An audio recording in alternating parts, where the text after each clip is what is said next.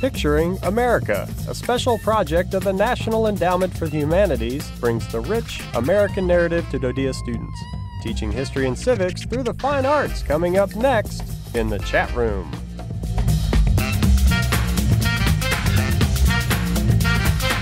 Welcome to the chat room. I'm your host, Chaz Hoff. Our topics today include education and the fine arts, and a special project called Picturing America, sponsored by the National Endowment for the Humanities. The NEH is an independent federal agency dedicated to advancing the humanities in general and American culture and history in particular. The NEH provides scholarships and grants to schools, libraries, museums, and other public programs. Joining me in the studio today to walk us through the NEH and the Picturing America program is the NEH chairman himself, Chairman Cole. Mr. Cole. Glad to be here. So glad you could join us today.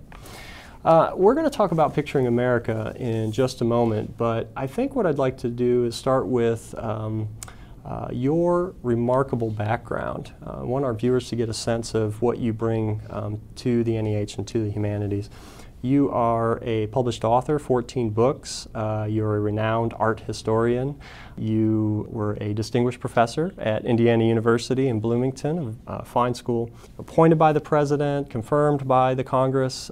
Clearly you bring a breadth and depth of knowledge to the NEH.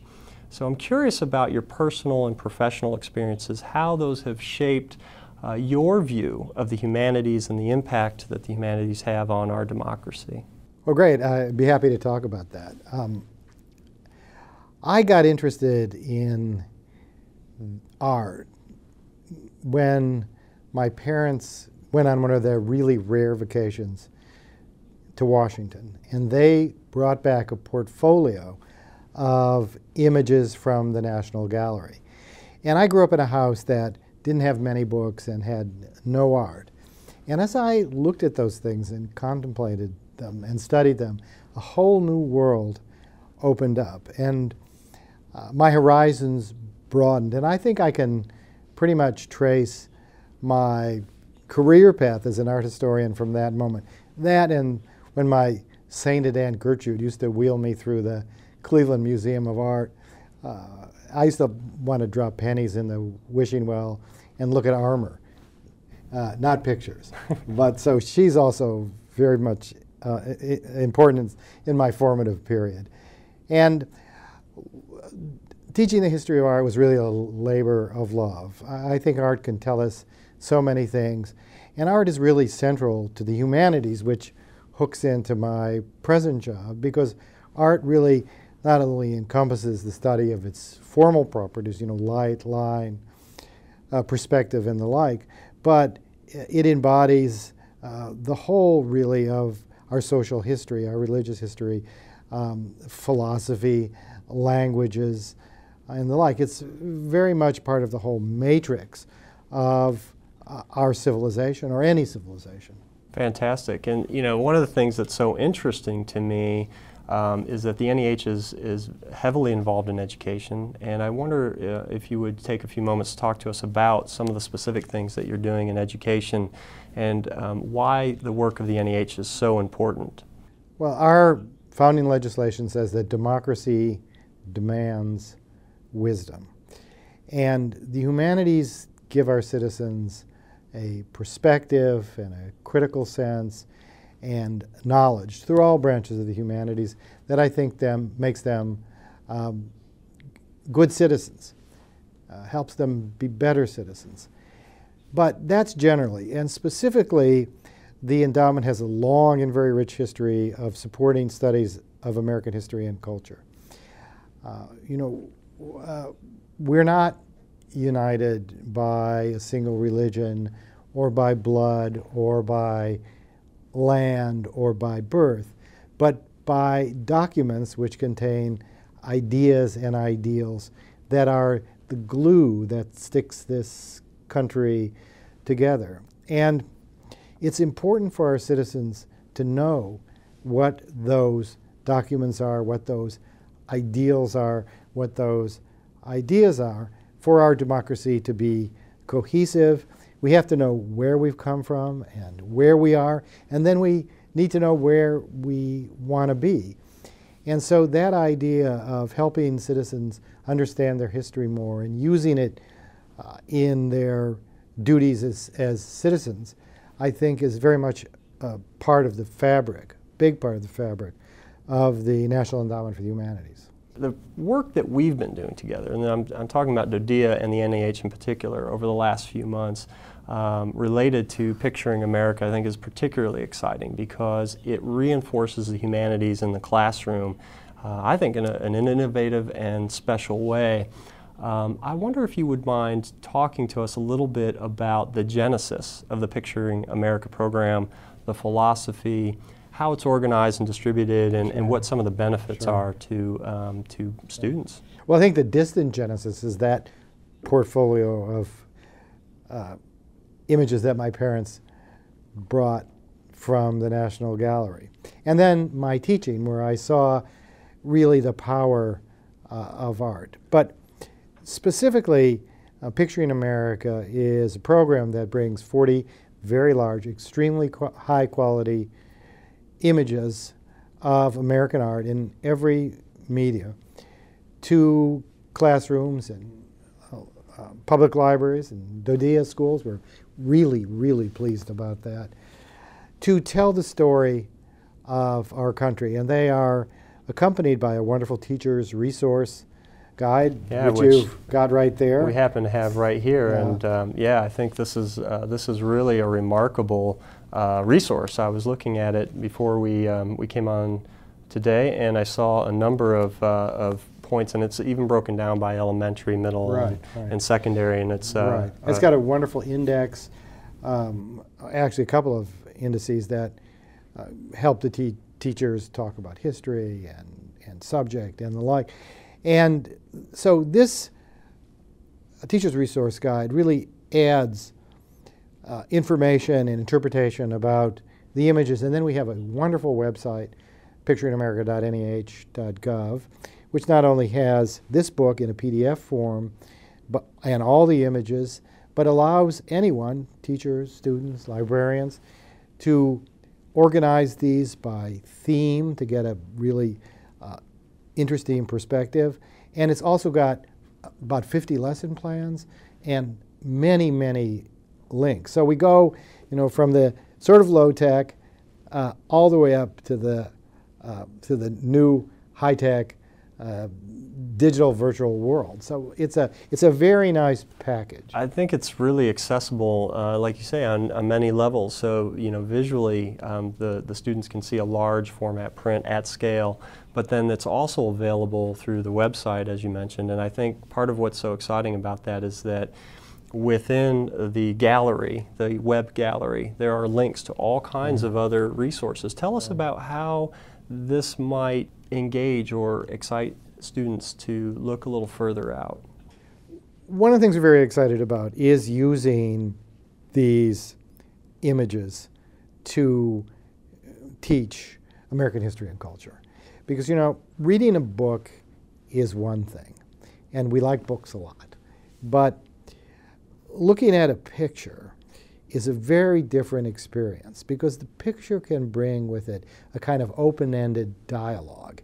And every time you return to a picture or an image, you really see something different in it. And that's not because it's changed. That's because you've changed and you bring a different experience. And these images are very rich, can sustain a lot of contemplation, and they're very exciting visually. And what our citizens, but especially our young people, can get, I think, is this immediately and sense of being and a feeling, just a different kind of perspective and understanding. It is true, a picture is indeed worth 1,000 words. That's true. Absolutely. And so that leads us really into a couple of the images from the collection. I love this concept of bridging our national narrative through American masterpieces. If you'd indulge us, would you walk us through a couple of the images from the collection? Sure, I'd be happy to. Wonderful. So we'll start with Abraham Lincoln, who I think we can all agree is probably one of the most famous Americans of all.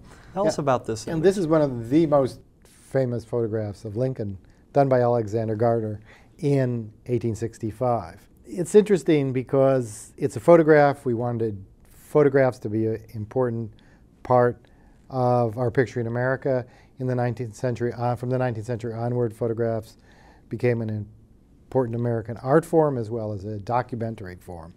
And this is one of the great ones. This was taken about 3 months before Lincoln was assassinated. Lincoln was really very aware of the power of the photograph. He also talks sometimes about going to a photographer's shop and having his shadow caught, which I thought was great. I mean, it's still a bit of a mystery about what a photograph was in 1865. And Lincoln was very media savvy, and one of the first photographs, professional photographs made, was Matthew Brady's photograph that he took when Lincoln came to New York to speak at Cooper Union. And that had wide circulation, and really, for almost the first time, people could get a look at what the candidates looked like. Right. And he said, Brady made me president. So he was very aware of this. This is especially interesting in light of the recent election.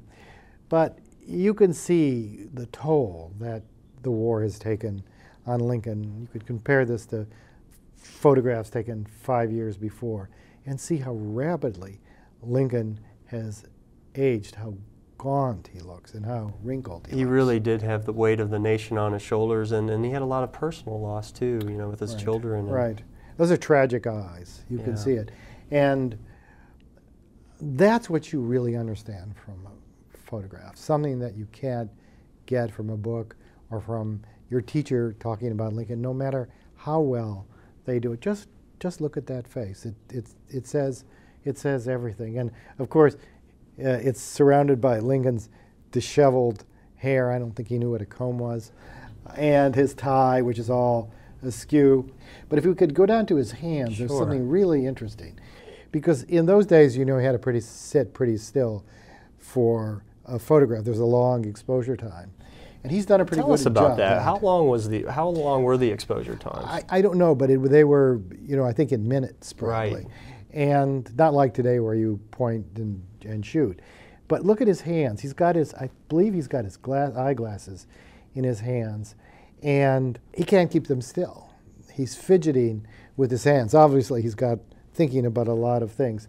And, you know, it's wonderful because the contents of Lincoln's pocket on the night of his assassination were found in a safe in the Library of Congress. Wow. And they're on display there, and they're eyeglasses and a watch fob, I believe, and a wallet which had a Confederate bill in it. These may be the same glasses that are on display. So, you know, what you get is a sense of the person, an immediacy, a kind of feeling that you can't get from reading a book about Lincoln.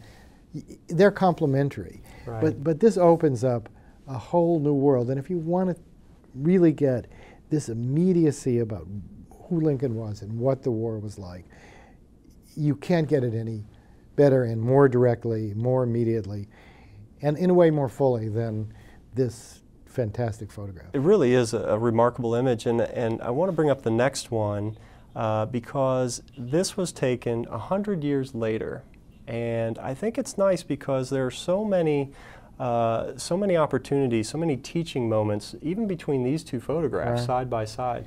Would you talk to us a little bit about this particular photograph? Right, and I like that idea about teaching moments. And there are a number of themes that run through Picturing America, and one is this struggle for equal rights, the rights that were embodied in the Declaration. And one of the early images, Washington crossing the Delaware, which is one of the most iconic paintings in American art, and they're straining to get across the Delaware. Washington is standing in the boat looking forward. There's a kind of threatening, looming sky above it. And then we go to Lincoln in 1865, and we see the new birth of freedom, Lincoln's great Gettysburg Address, and the sacrifice that war entailed. And then we jump ahead 100 years, and we see this wonderful Selma to Montgomery photograph. This is absolutely one of my favorites. I'm glad you mentioned the clouds, because I think one of the most remarkable things about this is this idea of a gathering storm. Give us context. What was happening at this point in history?